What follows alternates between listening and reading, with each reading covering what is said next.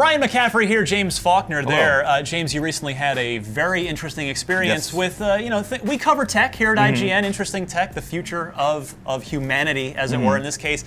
Self-driving cars, they are coming, whether you want them to or not. And one came for you to pick you up in an Uber. Yes, I ordered an Uber yesterday morning, and it popped up in the app like, hey, you've got a self-driving car.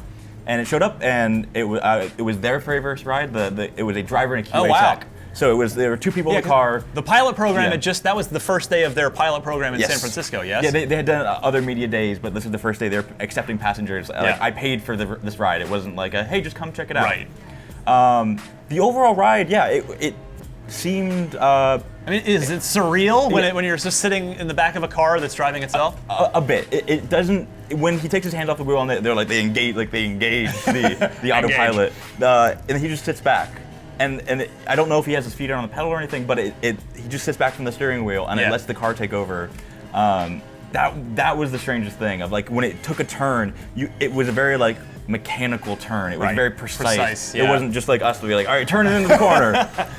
How much of that drive was the car, and did the human have to take over at any point? I would say about 60-40. About 60% was the car actually going down the streets and measuring like everything around us and like reading all the cars, and then about 40% of the driver just having to take over because of technical limitations or feature limitations of the car. And there's the car's got a whole bunch of sensors. They're big and bulky and ugly for now. There's a big thing on the roof, right? Spinning around in circles. And you said there's as you're sitting in the car, we've got a little video of this that you took. There's a screen in front of you, an iPad in front of you that's showing you what the car is seeing. Yes, it's mapping all.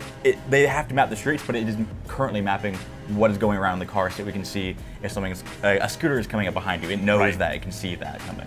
So 60-40, and in fact, they did run into a little trouble on their first day. The car, one of the Uber self-driving cars, ran a red light with a pedestrian in the crosswalk, which is obviously not a scenario that you want to see happen. And the California Department of Motor Vehicles got wind of this and issued a statement saying, quote, "The California DMV encourages the responsible exploration of self-driving cars. We have a permitting process in place to ensure public safety as this technology is being tested. 20 manufacturers have already obtained permits to test hundreds of cars on California roads. Uber shall do the same," and they actually instructed Uber to cease operation. So we don't in fact know if they're still out there today, or maybe if you got lucky. A one-day test. If they got lucky, but this is it. This is the future. I mean, I got to drive a Model S, a Tesla Model S with the Level 2 autopilot, which is free, basically the freeway version. You're in the city, which is it's much more complicated there. That's sort of the next frontier of this. And companies like Tesla in fact is shipping all of their cars with all of the camera and sensors, all the hardware necessary for when the software is ready and the government's ready to approve everything. But for now, you, my friend, boldly going into the future of self-driving. So, James, thank you so much for sharing that experience. For more on the future of technology, we've got our ear to the ground right here at IGN.